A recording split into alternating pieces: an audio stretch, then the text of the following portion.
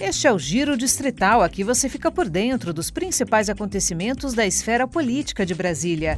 Nesta edição, meio ambiente, nova lei inclui educação ambiental e gestão de resíduos sólidos nos currículos escolares.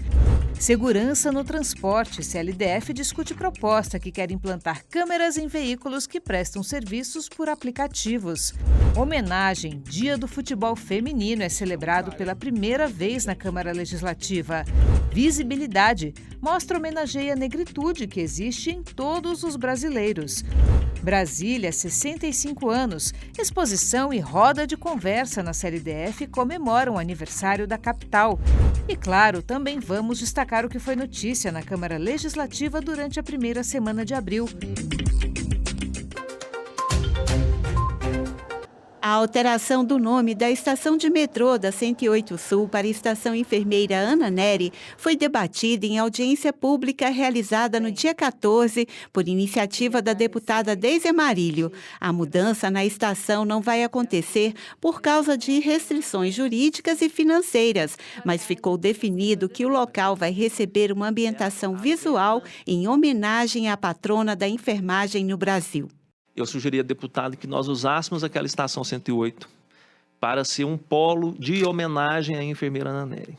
E eu sugeri que nós fizéssemos ali algumas iniciativas. Uma delas, as nossas estações, elas têm áreas bastante valorizadas, assim, de muita visibilidade para o público. Então, que nós fizéssemos um painel em homenagem à Ana Nery lá na estação 108. Espero que esse momento marque o início de uma reparação simbólica, histórica e necessária.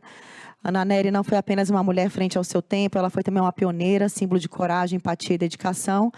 E ao a gente pensar nessa proposição que recebe, né, o seu nome, não estamos apenas reconhecendo uma figura histórica, mas também valorizando toda uma categoria profissional que cuida, ampara e salva vidas. Na terça-feira, dia 15 de abril, os parlamentares se reuniram para uma audiência pública que tratou dos desafios enfrentados na região do Jardim Botânico. Os deputados argumentaram que os investimentos em infraestrutura pública não acompanharam o rápido aumento populacional do local, causando problemas como congestionamentos, quedas constantes de energia elétrica e alagamentos. A audiência contou com a presença de moradores, lideranças e representantes do GDF. Já no plenário, na sessão do dia 15 de abril, a deputada Paula Belmonte abriu os discursos falando da morte de 3 crianças no DF por motivos diversos e pediu 1 minuto de silêncio em nome das famílias das vítimas. A morte de uma menina de 8 anos registrada no DF, após ela participar de um desafio na internet, levou os deputados à tribuna para pedirem urgência na regulamentação das redes sociais. A internet virou, no mundo, no Brasil, terra sem lei. A gente é governado pelo algoritmo do lucro. Quanto mais os donos das big techs ganham, é o que eles querem. É faturar em cima do ódio, da polarização, da política, da morte, da violência. E a gente não fala nada, muitas vezes, com o falso discurso da liberdade de expressão.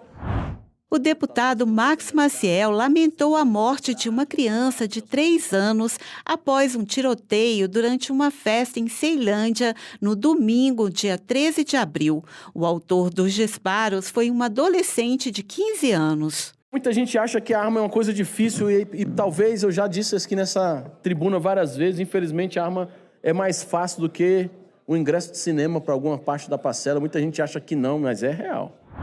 Ainda no plenário, o deputado Chico Vigilante destacou o trabalho de professores na zona rural do DF e pediu mais valorização desses profissionais. Aqueles profissionais, eles são prefeito naquela comunidade, são delegados, são juiz de paz, eles são tudo. Porque o único braço do Estado que está ali é a escola. Portanto, o professor precisa ser efetivamente valorizado nesse país. É preciso, efetivamente, que as pessoas sejam tratadas com a dignidade e o respeito que elas merecem. Já o deputado Gabriel Magno criticou a falta de pagamento dos profissionais catadores de materiais recicláveis, que estão há 3 meses sem receber o repasse do GDF. A cooperativa trabalhou, as catadoras trabalharam, fizeram a triagem, a reciclagem e não receberam o mês de fevereiro, o mês de março e agora o mês de abril. Teve um ato hoje de paralisação dessas catadoras. As catadoras, inclusive, que são das principais, deputado Chico, agentes ambientais de desenvolvimento de sustentabilidade. Que sustentabilidade é essa que o governador está falando? Que não cuida da própria casa, não cuida das pessoas, não cuida de gente e permite que uma catadora nessa cidade fique 3 meses sem receber salário.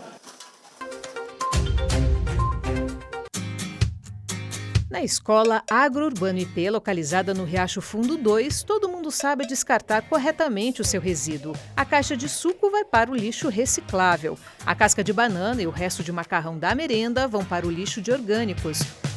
O que não pode ser reaproveitado vira rejeito. Os recicláveis e o rejeito são coletados pelo SLU para reciclagem ou para o aterro sanitário. Já o resto da comida fica na escola. Nesta composteira, os alunos jogam as cascas e resto de alimentos. E no minhocário, o adubo vem do humus da minhoca, um fertilizante orgânico. Todo o adubo produzido na composteira e também no minhocário chega aqui. Uma agrofloresta que fica dentro da própria escola, com árvores frutíferas, hortaliças e vegetais que são cultivados pelos alunos e que depois voltam para eles na merenda escolar.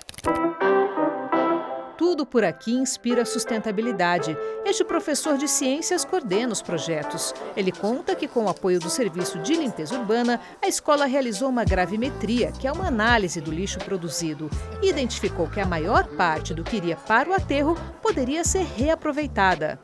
Na gravimetria, nós conseguimos constatar que dos 100% do lixo produzido na escola, 90% a gente poderia dar um destino sustentável a ele. Desses 90%, grande parte dele é de lixo reciclável, de resíduo reciclável. A gente dá destino para ele. E o resíduo orgânico nós trazemos aqui para o nosso projeto da agrofloresta, né, do humus de minhoca na composteira, e aí nós fazemos os adubos para nós conseguirmos plantarmos as nossas hortaliças. E essas hortaliças são utilizadas na cozinha da escola e servem de lanche para os alunos. Para os alunos, são muitos os aprendizados dessa experiência prática de separação do lixo. Esse projeto nos ensina que devemos separar o lixo, além de para não contaminar o ambiente, para fazer a reciclagem, que é que a gente reutiliza os produtos, e que também a gente poderia caçar mais maneiras de usar mais coisas recicláveis. Não rejeita essas coisas. Eu não tinha muito conhecimento sobre isso, mas depois que eu vim aprendendo de pouco a pouco, já sei como valorizar mais o meio ambiente. Fazer o certo com as garrafas PET, papelão, os papel e tudo que são recicláveis.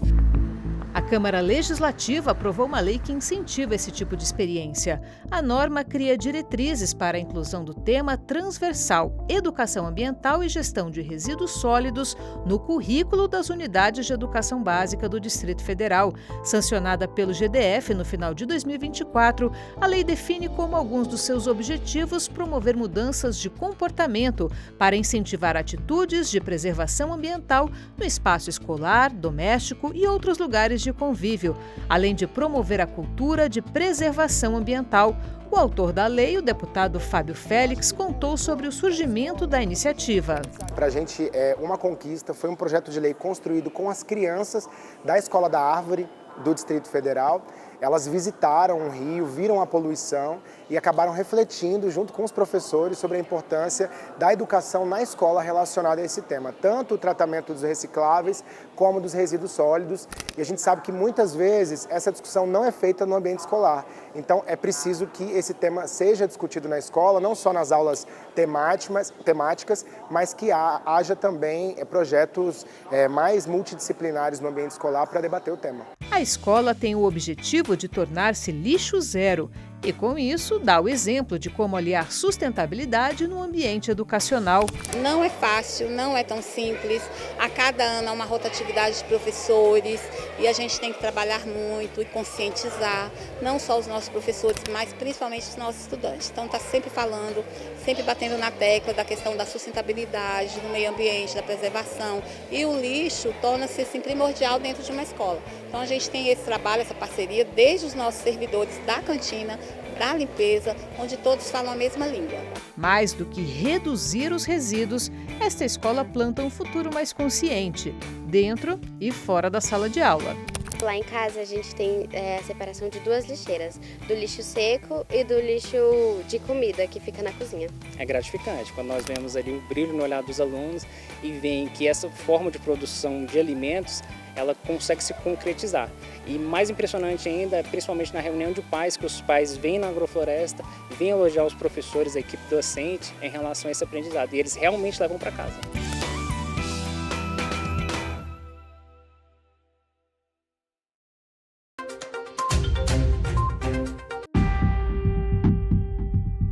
O uso de transporte por aplicativo está se tornando cada vez mais inseguro no DF, tanto para motoristas quanto para passageiros.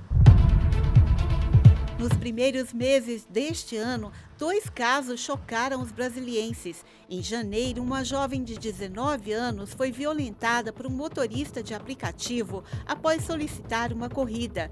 Em fevereiro, a motorista Ana Rosa Rodolfo foi esfaqueada e morta dentro do carro em que trabalhava.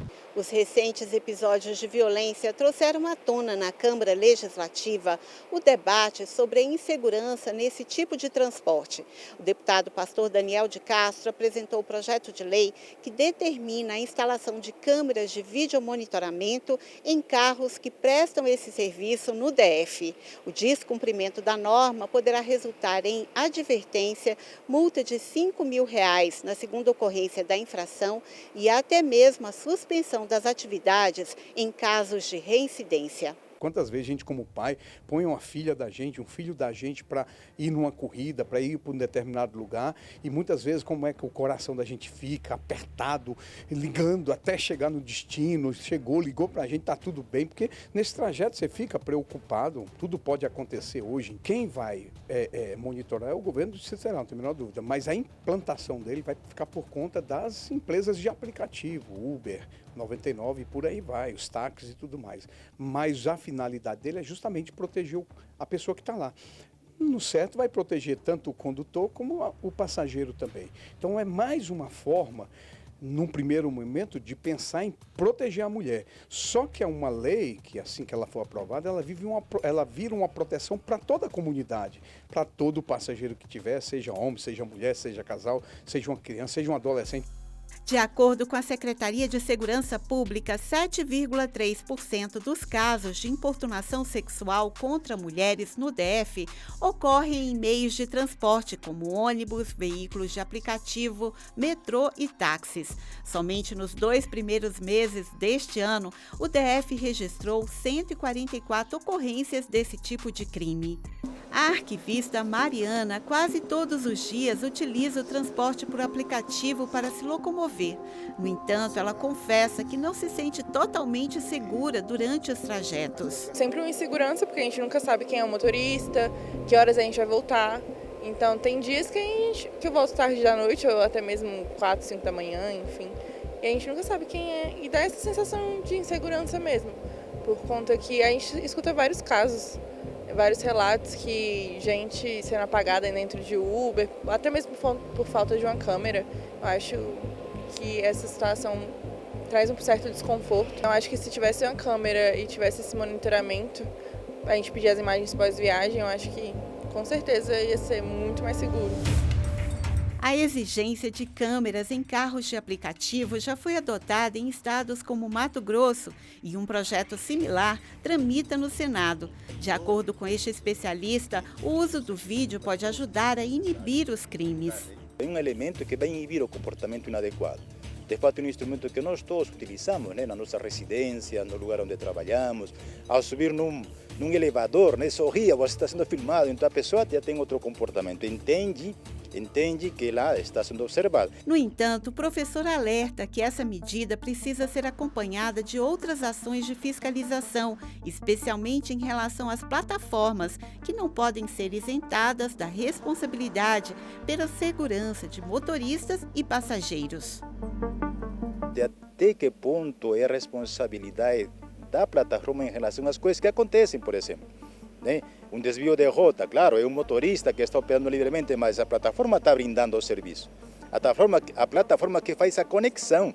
Então ela tem que ter elementos necessários para garantir, diante do governo, uma prestação adequada de serviço. O próprio passageiro também pode adotar algumas medidas de segurança. É importante que, primeiramente, a pessoa que vai solicitar o serviço identifique claramente para que lugar está indo, qual a rota que deve ser seguida, quais são as condições de tráfego, caso que aconteça, por exemplo, um congestionamento, sabe se tem algum desvio e pode acompanhar o percurso até o destino final. Segundo ponto, que ele esteja atento, a pessoa tem que estar atenta ao que está fazendo o motorista, a forma como ele conduz, a forma como se dirige, a forma como recebe o passageiro dentro do veículo, se estabelece ou não estabelece comunicação, é importante. Segundo elemento, não perca de olho o caminho por onde você está indo. Você melhor que ninguém conhece a respeito disso.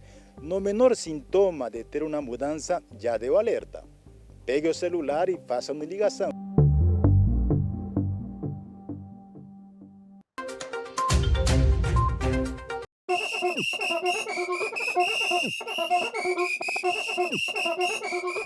Jogadoras de futebol foram o destaque de uma noite de homenagens e reconhecimento na Câmara Legislativa. Pela primeira vez, a CLDF celebrou o Dia do Futebol Feminino. A solenidade, que reuniu parlamentares, atletas e representantes de entidades esportivas no plenário da Casa, marcou a escolha de 14 de abril como data comemorativa no calendário oficial de eventos da capital. A data foi criada por uma lei do deputado Martins Machado, publicada no fim do ano passado. Reconhecer o esforço vou chamar de meninas, né, que estão no futebol, reconhecendo as dificuldades também, porque se hoje o futebol feminino está em ascensão, mas a gente tem que imaginar o que era o futebol feminino há 10 anos atrás, depois há 15 anos atrás, há 20 anos atrás, e elas vêm superando todas as dificuldades, elas vêm enfrentando e encarando todos os desafios, e a gente vê que o futebol feminino realmente está em ascensão. Prova disso está aí o resultado no Mundial, medalha de prata. A homenagem ressaltou a importância das mulheres no futebol e reconheceu a luta das jogadoras por mais espaço e igualdade no esporte, como é o caso dessa ex-atleta que hoje trabalha como gestora esportiva na base do futebol feminino, onde nascem os novos talentos. Nós vamos ter mais visibilidade, nós temos um dia nosso. Às vezes a gente não entende o impacto de um dia da modalidade, mas um impacto incalculável, porque aumenta a visibilidade, aumenta o respeito, aumenta a credibilidade da modalidade aqui no Distrito Federal. O dia 14 de abril relembra um capítulo negativo na história do esporte brasileiro. Em 1941, um decreto do então presidente Getúlio Vargas proibiu as mulheres de praticar futebol. Foram quase 40 anos de restrições até que as brasileiras reconquistassem o direito de praticar a modalidade. No DF, os campeonatos começaram em 1997. No ano passado, 5 equipes participaram do Candangão. Esse ano e o próximo a gente espera muito mais devido ao chamamento de atenção que as próprias pessoas vão dando para isso. Então vai dando uma motivação a mais em virtude do Mundial que vai haver em 2027. Olha, o futebol feminino de Brasília está em ascensão, né? A gente tem clubes que estão aí no calendário nacional, a gente procura incentivá-los, inclusive pelo programa Compete Brasília, que no ano passado nós batemos recorde aí de atendimento de mais de 5.600 atletas que foram beneficiados, entre eles o futebol feminino. Então, todo incentivo ainda é pouco, a gente sabe que a gente precisa fazer cada vez mais, mas está no caminho certo.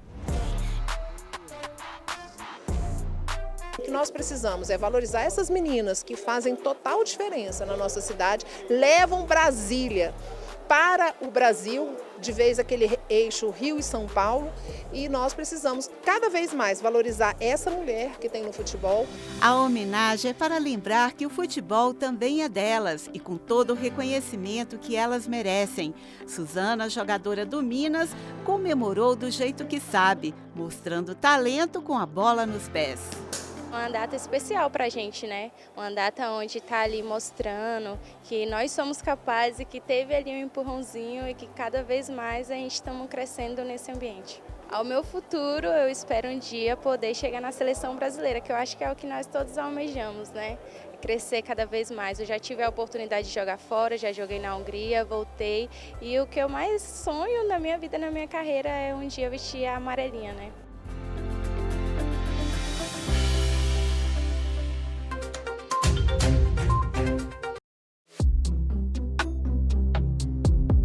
Passando o olho rapidamente, esse quadro parece uma fotografia, mas quando a gente chega mais perto e percebe os detalhes, vê que na verdade são duas imagens miscigenadas. Essas obras do artista e fotógrafo Paulo Melo são originalmente fotos digitais e de negativos, que foram impressas em canvas, nome que se dá a esse tipo de tela, e restauradas e mescladas por meio da pintura. O artista explica que técnica é essa. A técnica se chama Fine Art Painting. Essa técnica foi, digamos assim, criada por mim pela professora Lilian Lauper, que é uma restauradora maravilhosa, fantástica, e que me ensinou muitos detalhes na restauração para que eu pudesse restaurar minhas obras de 35 anos atrás, 40 anos atrás, que são digitalizadas, e após a digitalização a gente vem com pintura e introduzindo novos objetos dentro da obra de arte. A primeira obra chama-se O que é que a África tem? E a segunda obra, ela chama-se Esquina da Cultura. Por que Esquina da Cultura? Eu peguei imagens de 30, 35 anos atrás, certo? De lugares lá da Argentina, unifiquei duas esquinas culturais, que uma é La Boca, é do bairro de La Boca, e a outra é da Feira de San Telmo. Eu unifiquei e criei a Esquina da Cultura, criando uma imagem só, na qual eu utilizei a técnica, pintando, fazendo com que a imagem unificasse e desse um efeito de 3D, saindo um pouco mais daquela simples fotografia. Os trabalhos de Paulo e de outros 24 artistas do Distrito Federal e de outros estados do Brasil estão expostos na Galeria do Espelho d'Água da Câmara Legislativa e fazem parte da mostra Alma Negra Viva. O objetivo é homenagear a negritude que existe em todos nós brasileiros. Por isso, de forma alegre e livre, cada artista retrata aquilo que a cultura negra representa para si. A pintora Raide Castro elaborou essas duas obras especialmente para esta mostra. Nelas, ela quis trazer um pouco de seus estudos sobre a linguagem africana adinkra, suas simbologias, representações e filosofias. As palavras são imagens. Por exemplo, um pente é o desenho de um pente. Se quer falar de solidariedade, bota dois animais abraçados e tal. E eu me encantei com essa linguagem, disse, vou colocar esses símbolos atrás e vou pintar as figuras. E depois vou colocar letras, que eu coloco letras, coloco textos. Eu acho que a tela, ela tem que falar, a arte, ela tem que dialogar com quem está olhando, senão a pessoa não vai entender. E aí eu enriqueci com imagens de mulheres negras, de mãos que se tocam, que se ajudam. E assim eu fui preenchendo as telas e cores e eu gostei do resultado. A exposição fica na Câmara até o dia 30 de abril. É o respeito à negritude, é o respeito ao que nós temos de negritude, né? De forma miscigenada, de forma, como se diz, diversificada, com vários tipos de arte, com vários tipos de representações e todas em homenagem ao negro.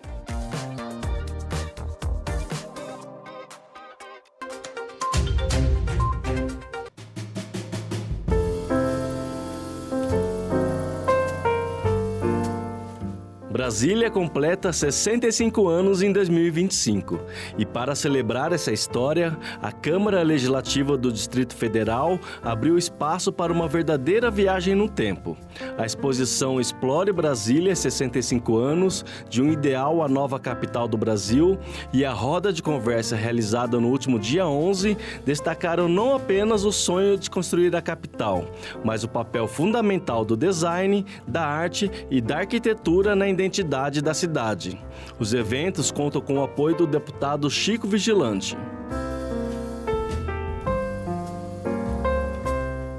Com fotos históricas, documentos raros e depoimentos marcantes, a mostra revela os bastidores da construção de Brasília. Organizador da exposição, o designer Josemar Dorileu conta sobre os objetivos da mostra e o que o público pode esperar. O nome Explore Brasília, 65 anos, eu atuei já como professor de História, então eu sinto a necessidade de não só mostrar aquele fato atual. É necessário nós voltarmos no tempo, então eis a razão, o Explore Brasília, de um ideal até os nossos dias. Uma profunda imersão na arquitetura, na cultura, na pintura, na escultura, tudo além do design, tudo aquilo que representa, de fato, Brasília. A linha cronológica, ela vai existir desde os primeiros tempos em que houve uma necessidade em buscar por tirar a capital do Rio de Janeiro, passar a capital para o interior do Brasil, ou seja, a partir do século XVIII. É isso que o público vai encontrar e de uma maneira muito aprofundada.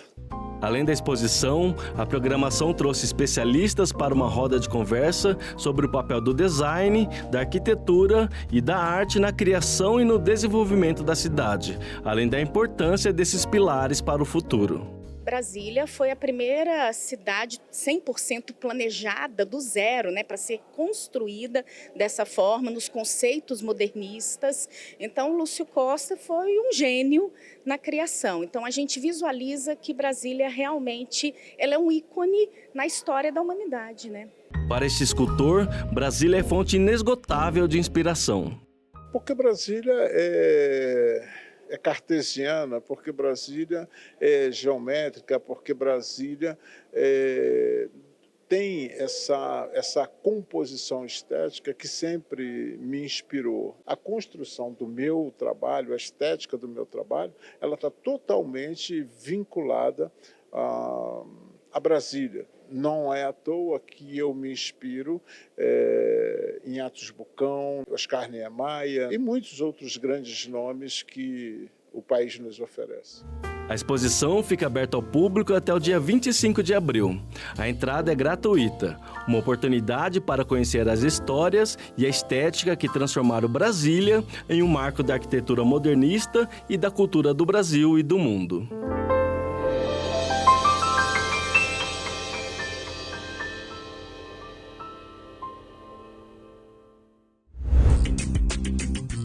E não se esqueça, para outras informações sobre os trabalhos da Câmara Legislativa, acesse o portal de notícias da Casa.